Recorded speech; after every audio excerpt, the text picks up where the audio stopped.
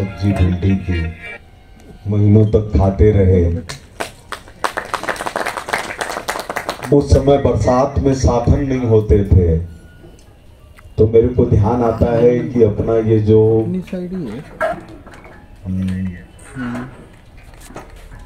मोती डोंगरी मार्ग है, इसमें एक टेढ़ा सा नीम का पेड़ है।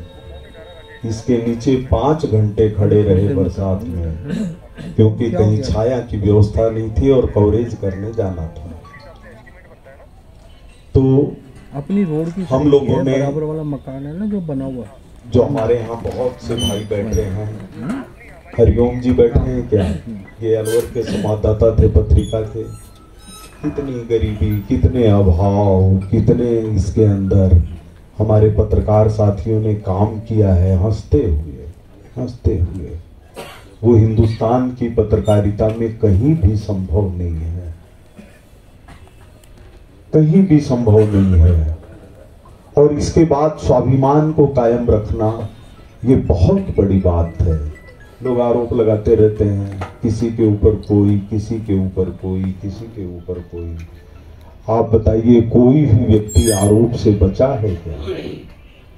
क्या भगवान राम पर आरोप नहीं लगे, कृष्ण पर नहीं लगे, देश के बड़े नेताओं पर आरोप नहीं लगे, महात्मा गांधी जी पर नहीं लगे, जवाहरलाल जी पर नहीं लगे, दीनदयाल जी पर नहीं लगे, सब के ऊपर आरोप लगते रहे हैं।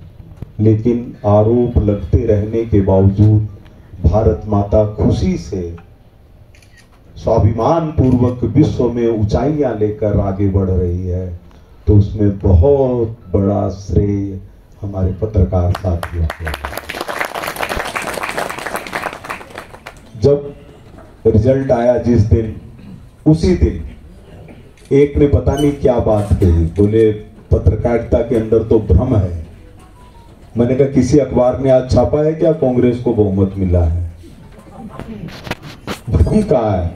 किसी ने छापा है कि बीजेपी को 136 मिल गई या 148 मिल गई? सच के प्रति जागरूकता, यह पत्रकारिता का पहला कर्तव्य है और हम सब उसके प्रति प्रतिबद्ध हैं। महेश जी भाई साहब का नाम लेना मैं भूल गया, प्रतिबद्धता शब्द ध्यान आया तो लगा कि महेश जी भाई साहब सामने ही बैठे हैं जो प्रतिबद्धता के प्रतीक हैं। तो मैं आज के अवसर पर इतना ही कहना चाहता हूं कि अगर आप विश्वास कर सकें, 30 साल पहले, क्योंकि मैं अपने परिवार में बैठा हूं, 30 साल पहले मेरे को भारतीय जनता पार्टी का प्रदेश अध्यक्ष बनने के लिए कहा गया था। 30 साल पहले, 1995 की बात है। तो मैंने कहा नहीं साहब, पत्रकारिता करने का इरादा है। ये कोई अहंकार नहीं है, अपनों के बीच में बैठते हैं तो कोई मौत, शौक और अच्छी बात ऐसी लगती है, उसमें भले ही आत्म प्रवंचना लगे, लोग चर्चा करते हैं कि मैंने ये किया, मैंने ये किया, मैंने ये किया। तो मैंने भी एक बात आपके सामने कही। एक और मैं बात आपसे बताना चाहता हूं कि जब हम लोग सब बैठे थे पिछली बार, सत्य पारीक जी ने ही अपने मुंह से कह दिया कि नड्डा जी को पत्र लिखेंगे कि आपको सांगानेर से टिकट दी जाए। मैंने नहीं कहा था कि मैं सांगानेर से बीजेपी से लड़ना चाहता हूं। आप ध्यान करिए, मेरे लिए बहुत दिक्कत का विषय था। मैंने कभी भी किसी भी नेता के खिलाफ या पक्ष में कभी अपने सोशल मीडिया के ऊपर नहीं डाला कि हम मूलतः पत्रकार हैं, पत्रकारिता का काम करेंगे, हमारे जो विचार हैं वो हैं, सामने रखेंगे। लेकिन मैं ये बताना चाहता हूं, खास करके राधा रमन जी साहब को और अपनी कार्यकारिणी को, कि मैंने कभी सांगानेर से टिकट नहीं मांगी थी। मुझे संगठन की तरफ से यह कहा गया था कि आपको सांगानेर से चुनाव लड़ना है।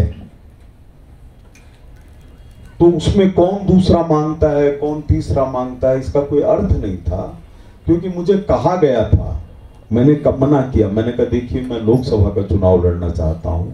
तो उन्होंने कहा नहीं, आप एक बार सांगानेर से चुनाव लड़ने की सोचिए। तो अपन ने तैयारी नहीं की, वहां पर पूरी ताकत लगा दी कि चुनाव ही लड़ना है तो क्या सोचना इसमें। और जब सांगानेर का पैनल के ऊपर वहां पर पार्लियामेंट्री बोर्ड में नाम आया तो एक वरिष्ठ नेता ने कहा कि नहीं, फला व्यक्ति को यहां से टिकट देंगे। भारतीय जनता पार्टी के वरिष्ठ नेता हैं भजन लाल जी, उनको टिकट दी गई और मैंने प्रसन्नता प्रकट की। मैंने कहा हे भगवान, आपने रक्षा की कि कम से कम इम्तिहान में ये तो नहीं होगा कि फेल होने की कोई गुंजाइश है। मेरे से परिवार वालों ने कहा कि 5-7 दिन कहीं चलते हैं। मैंने कहा ये तो पलायन होगा, पत्रकार पलायन नहीं करता, तो टिका रहता है। सिविल लाइंस के लिए भी यही बात आई। मैंने सबसे यही कहा, मैंने कहा कि देखिए, अगर आपको सीट नहीं बदलनी है तो मत बदलिए, लेकिन अगर आपको लगे कि नहीं कोई और व्यक्ति को चुनना है तो मैं भी हो सकता हूं। उन्हें विचार करके टिकट दी और पहली बार मेरे को लगा कि एक पत्रकार का सम्मान आहत है जब यह कहा गया कि मैं जानता नहीं। तो मेरे को यह लगा, मैंने कई जगह कहा कि क्या एक राजनेता का ही सम्मान है, पत्रकार का सम्मान नहीं है। हम लोग उनके समय से ज्यादा से पत्रकारिता कर रहे हैं, हम लोगों को पत्रकारिता में उनसे ज्यादा सम्मान मिला हुआ है। हम लोगों की खबर का 40 साल में कोई खंडन नहीं आया, हम लोगों ने किसी के सामने हाथ नहीं फैलाया, हम लोगों ने किसी के सामने लाइन में नहीं खड़े हुए। हम लोग जब मुख्यमंत्री ऐसे होते थे जो बेटे की तरह मानते थे तो हम लोग कभी सामने नहीं गए। तो क्या एक व्यक्ति का इतना अहंकार हो जाए कि वो कहें कि मैं जानता नहीं हूं। तो मैंने यही कहा, मैंने कहा पत्रकार को जानिए, आपको पत्रकार को जानना होगा। पत्रकार के पास जनाधार नहीं हो सकता, ये कैसे संभव है। हम समाज के लिए पत्रकारिता करते हैं और हमारे पास जनाधार ही नहीं है तो क्या है फिर। हमारे जयनारायण जी व्यास पत्रकार ही थे और पूरे पत्रकार थे। बाकी सब जो नाम आते हैं वो तो कोई जिला संवाददाता था, कोई कहीं पर थे, कोई कुछ समय तक काम किया हुआ था, लेकिन जयनारायण जी व्यास तो पत्रिका निकालते थे अपनी।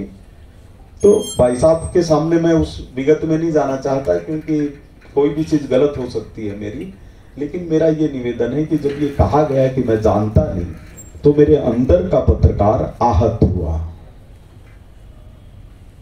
और जब ये कहा कि राम का वंशज हूं तो और आहत हुआ कि क्या भारत के संविधान के अंदर ये लिखा हुआ है कि राम के वंशज जो करोड़ों में हैं उनके ऊपर कोई अपराध नहीं लगेगा, आप कोई भी पाप कर लेंगे तो उसकी सजा नहीं होगी। और कैसे राम के वंशज हैं जो राम जन्मभूमि के ऊपर शौचालय बनाने, लाइब्रेरी खोलने और अस्पताल खोलने की बात करते थे। आप कैसे यहां बिल्लू बना जी बैठे हुए हैं, मैं इनसे पूछता हूं कि आजाद राजस्थान में भैरव सिंह जी से बड़ा किसी भी जाति का कोई नेता हुआ है क्या? क्षत्रिय समाज का उनसे बड़ा कोई गौरव हुआ है क्या? क्या उनको वोट देना होता तो अपने भतीजे को वोट देते या मेरे को वोट देते हैं? किसी से छिपा हुआ नहीं है, सब जानते हैं इस बात को। तो ये कहना है कि हम पत्रकार को जानते नहीं हैं, पत्रकारों ने तो मंत्रियों के इस्तीफे दिलवा दिए, सरकार की सरकार बदलवा दी। और राजनीति अगर पत्रकारों से नहीं डरेगी तो इतनी बेलगाम हो जाएगी कि उसका कोई पता ही नहीं चलेगा कि दिन में तो नेता है और रात को डकैत है। तो ये पत्रकारिता ही है जो लोगों के इस्तीफे दिलवाती है, जो महिला उत्पीड़न करने वाले को 3 साल तक जेल में रख देती है। और ये राजस्थान की पत्रकारिता है। अपने डांडिया साहब ने किस चीज की शुरुआत की कि राजस्थान की हिस्ट्री में बच्चियों को पैदा होते ही मारा जाना बंद हो गया। कितनी बड़ी बात है ये। तो यहाँ के पत्रकारों ने तो इतिहास बनाया है। आपको मैं बताऊं, ये जो अपने थे राज्यपाल चन्ना रेड्डी जी, ये एक पत्रकार के सामने पीछे डंडा लेकर के दौड़े मारने के लिए। और उनको दौड़ाया चारों तरफ। और जब डांडिया साहब ने उनके घर में हुई एक संदिग्ध मौत का खुलासा किया तो वो भागते फिरे कि मेरे को बचाया कैसे जाए। तो ये है पत्रकारिता। अपने विश्वास जीते, उनको कुछ याद ही नहीं करना पड़ता था। उनको हजारों टेलीफोन वैसे ही याद रहते थे। वो तुरंत पता नहीं क्या दिमाग लगाते थे कि ये नंबर है उनके। तो यह जो समृद्ध परंपरा है, आज हमारे बीच में छाबड़ा जी नहीं है। हर मुख्यमंत्री ने ये समझा कि ये हमारा मित्र हो सकता है। विजय भंडारी जी गहरे अस्वस्थ हैं इस समय। आप सोचिए 30 साल तक उन्होंने और कैलाश जी मिश्र ने, इन्होंने राजस्थान विधानसभा में पूरे समय बैठ करके रिपोर्टिंग की, जिनको पढ़ करके दिल्ली वाले पत्रकार निष्कर्ष निकालते थे कि हम क्या खबर भेजें। न तो ये टॉफी देते हैं उसको, न मिश्री देते हैं, अगले को प्रसन्नता हो जाती है कि बिल्लू बड़ा जी मिल गए। अब बिल्लू बड़ा जी ने क्या दे दिया पता नहीं, पीछे से कुछ दे देते हो चुनाव में। लल्लू जी के यहाँ शादी में गए, वहां पर आप देखिए कि एक पत्रकार के यहाँ परिवार में शादी हो और कई हजार लोग बैठे हों गांव में, इससे ज्यादा क्या प्रतिष्ठा होगी। तो उस प्रतिष्ठा को कम आंकने की कोशिश की गई। और आपको मैं सत्य कहता हूं कि मैंने सामने वाले आदरणीय महामहिम कैंडिडेट को कभी कैंडिडेट माना ही नहीं। मेरे मन में कोई गफलत ही नहीं थी। मेरे को तो सच बताऊं कहीं से ही दे देते, चाहे अशोक जी के सामने दे देते तो भी जीत गया।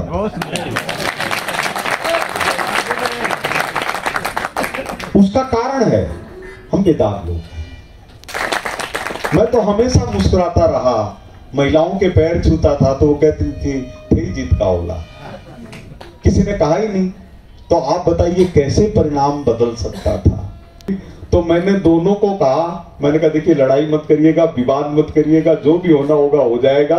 प्रताप जी जीतेंगे तो भी खुशी है, हम जीतेंगे तो भी खुशी है। उनकी माता जी से वोट मांगने गया तो मैंने कहा दोनों भाई हैं, कोई जीत जाए। नेता आप लोग ही हैं जो चुनाव लड़ते हैं, जो अपने पत्रकार साथियों का साथ देते हैं, दिन रात हर चीज में मदद करते हैं, रात को अस्पताल में पहुंचते हैं। अपने वो उनकी मृत्यु हो गई, जिन्हें 5 दिन बाद पता चला कि उनकी मृत्यु हो गई, पत्रकार साथियों ने संभाला। राहुल जी कितने प्रिय व्यक्ति।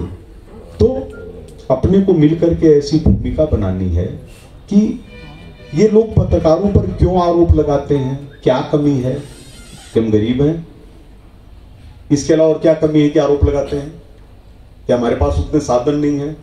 लेकिन जो हमारे 25 साल की पीढ़ी ने राजस्थान में किया है वो किसी भी पेशे में नहीं किया है कि हमारे पत्रकारों के बच्चे जितने उच्च और श्रेष्ठ जगहों पर स्थापित हैं ये कोई भी पेशा नहीं कर सका। वाले लोग नहीं हैं, हम तो निवारण करने वाले लोग हैं। हम सड़क पर धरना नहीं देंगे, हम तो थाने के अंदर जाकर के धरना देंगे, एसएचओ की कुर्सी पर बैठ करके देंगे। इसलिए कि हमारे साथ अन्याय हुआ है, हम अन्याय सहन नहीं करेंगे, हम अन्याय करेंगे नहीं और अन्याय होने नहीं देंगे। और वहां जाकर के इन्होंने वैदेशिक मामलों का अध्ययन किया, इन्होंने समझा कि कैसे लिखा जाता है, देशों की समस्याएं समझी। अब इनको ये लगने लग गया कि देश ऐसे ही है जैसे अपना नारायण सिंह सर्किल, एसएमएस और विवेकानंद मार्ग और ये अपना सेंट्रल पार्क है। तो इनसे चाहे सूडान की पूछ लो, चाहे यूक्रेन की पूछ लो, चाहे मालदीव की पूछ लो, सारी चीजें इनके दिमाग में है। वैसे ही हमको अपनी योग्यताओं का, एपीजे कलाम जैसे बड़े विज्ञानी, बड़े नेता, भारत रत्न अपने तरुण जी से प्रभावित थे। तो इसका क्या कारण है? इसका कारण है हमारी, ये राकेश जी किसी को भी कहीं कोई कार्यक्रम करना होता है तो तुरंत किसी होटल वाले को तैयार कर लेते हैं। क्यों होता है? ये कुछ विशेषता है ना। ऐसे कोई मांगने घूमने लग जाए तो थोड़ी कोई तैयार होता है। तो अपने राधा रमन जी, रामेंद्र जी, अपने राहुल जी, जिसमें रहने के कमरे हों, हमारे साथी वहां जाके नीले रंग का पानी का पुल हो, है ना, और उसमें ऐसे हिस्से बने हो कि एक हिस्सा ऐसा हो जिसमें जिसको जो करना है सो करे, और बाकी 3/4 हिस्सा ऐसा हो जिसमें जाते ही आध्यात्मिकता और पत्रकारिता के भाव पैदा हो। बहुत बढ़िया, बहुत बढ़िया। तो बात के लिए आलोचना करेंगे, मेरे मुंह पर कहेंगे, तो मुझे इसलिए अच्छा लगेगा क्योंकि इसके अलावा है क्या हमारे पास। जीवन तो कितने क्षण का है ये किसी को ही पता नहीं। अभी मैं आ रहा हूँ मिलके इसीलिए देर हुआ कि सुखदेव सिंह गोगामेडी जो वहाँ के करणी सेना के अध्यक्ष थे, उनकी गोलियां मारकर हत्या कर दी गई। तो अभी वहाँ घोषणा नहीं हुई थी, लेकिन रियल स्थिति यही है। मैं उनके मृत शरीर को देख कर आया हूँ। तो ये सब चीजें हैं, ये सब तभी ठीक होंगी जब आप सब लोगों की प्रखर भूमिका हो। और प्रखर भूमिका को बनाए रखना है। अपने पास में झाबरमल जी जैसे पत्रकार हुए हैं जो मल नहीं लिखते थे, मल तो मल है, वो मल्ल लिखते थे। तो हम सबको मल्ल बनना है, मल नहीं बनना है। इतना ही मेरा आपसे निवेदन है। आप सभी को हाथ जोड़ करके प्रार्थना करता हूं कि आपकी कृपा, आपका प्रेम इसी तरह से बनाए रखिए।